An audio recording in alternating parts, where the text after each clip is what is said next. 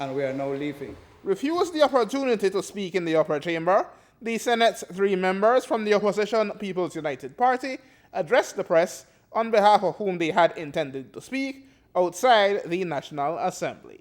I rise to put on record the People's United Party's strong condemnation of the behavior of members and supporters of the United Democratic Party at last Wednesday's meeting of the Senate Special Select Committee investigating illegalities in immigration, in what can only be described as a carefully orchestrated plan to disrupt last Wednesday's hearings. The chairman of the UDP and the macebearer of the House of Representatives behaved in such an unruly manner that the hearing had to be suspended. This is unacceptable. The situation was made worse as this organized disruption was done when Elvin Penner, the minister who gave nationality and a passport to Wong Hong Kim, was giving testimony. It is clear that these agents of the UDP hope to derail the important inquiry. We call on the United Democratic Party to respect the Honorable Senate, and we demand that the Senate inquiry be allowed to proceed without any further disruption by UDP operatives. In a direct attack on our Belizean democracy, these same UDP goons assaulted members of the press. These assaults were done within the walls of the Honorable House. During the meeting of the Special Senate Select Committee, not only threatening words were used, but they were physical assaults. We, on this side, the P.U.P senators, condemn these actions and call for the criminal prosecution of those responsible. This attack on the media is consistent with what is unfolding in San Ignacio at the Magistrate Court, where a political prosecution is being initiated. Chebat had risen to make the preceding motion of privilege to discuss the interruption of the Senate Special Select Committee at the start of the full Senate meeting today, but President Lee Mark-Chang made it clear from the start that he would have none of it. Mr. President, the motion is the ability of the senators to conduct the Senate investigation hearing without interruption, Mr. President. Excuse me, Senator Chebat. We've spoken in the back already about this matter. So I respectfully decline because I did speak with your senator earlier, and I already told him I declined and it won't happen. Thank you. You will not allow me to speak, Mr. President? No, because we have spoken about it already. It's not that I won't allow you to speak. It's that we have discussed the issue, and so we need to move on with the day's business. Thank you, Senator Chebat. Mr. President,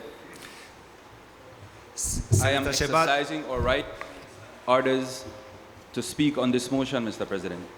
You know what, Senator Chebat? Go through the process. We have already discussed, and I, as a president, have a right to accept or decline.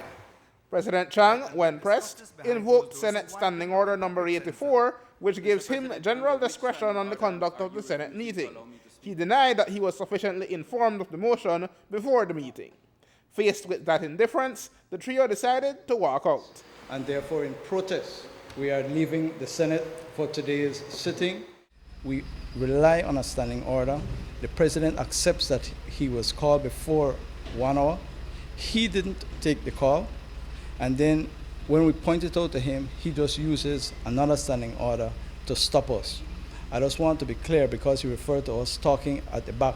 At the back, we were making it clear to him that we wanted to say what we were supposed to say and that we had a right to say it. We did not agree with him that he could muzzle us. And so I just want the Belizean people to understand that there was nothing that happened at the back of the Senate, that we were in agreement with his decision that we should not be allowed to speak. Our right to speak has been frustrated by the president.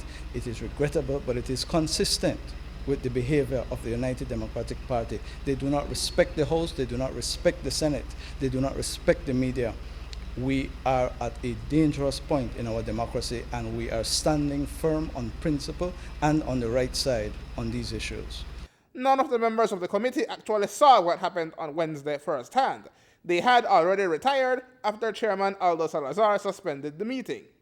But as Eamon Courtenay points out, it follows a troubling pattern of behavior.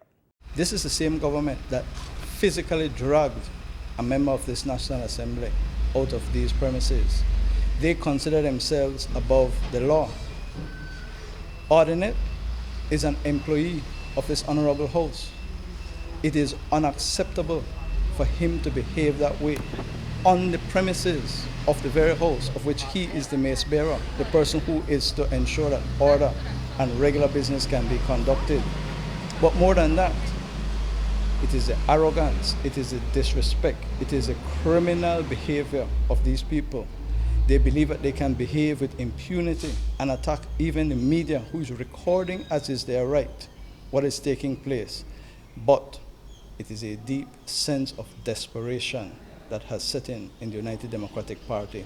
And they are lashing out like animals who are scared and are trapped. The people are seeing their behavior and they will be judged, hopefully sooner rather than later. From Belmopan, Aaron Humes reporting for News 5.